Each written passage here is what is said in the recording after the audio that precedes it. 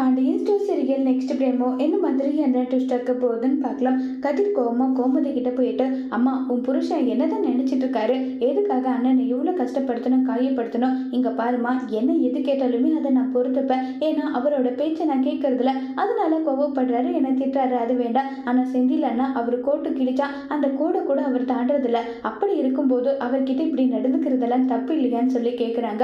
நான் கூட தாண்டா பல முறை சொல்லி பார்த்துட்டேன், ஆனா உன் அப்பா கேட்குற மாதிரி இல்லை, கேட்குற மாதிரி இல்லைன்னா இங்க பாருங்கம்மா, இப்போ வரைக்கும் அவங்களோட வயசுக்கு நான் மரியாதை கொடுத்துட்டு இருக்கேன், அவங்களோட மரியாதையை அவங்களாவே கெடுத்துக்க வேண்டாம்னு சொல்லுங்கன்னு சொல்லி கோவமா அங்கேருந்து கிளம்பி போறாங்க. இதை பாண்டியன் கேட்டுட்டு, என்னடா சொன்னேன் என்ன சொன்னேன், இது என் வீடு, நான் வச்சது தான் சட்டம், உங்களுக்கு இஷ்டம் இருந்து இந்த சட்டத்துக்கு ஏற்ற மாதிரி இருக்கணும்னா இருங்க, இல்லை தாராளமா நீங்க வீட்டை விட்டு வெளியே போங்க, நான் உங்களை யாரையும் தடுக்கலன்னு சொல்லிட்டு பாண்டியன் சொல்றாங்க. இதை கேட்ட கதிர் இதெல்லாம் கேட்டுட்டு இந்த வீட்டில் இருக்கணுன்ற அவசியம் கிடையாது, அம்மாவோட பேச்சுக்காக மட்டும்தான் நீங்கள் எவ்வளோ பேசினாலும் அது எல்லாமே பொறுத்துட்டு இருக்கிறதுக்கான காரணம் அம்மா மட்டும்தான், இல்லைனா நான் எப்போவோ கிளம்பி போயிருப்பேன்னு சொல்லிட்டு கோவமா கதிர் அங்கேருந்து கிளம்பி போகிறாங்க.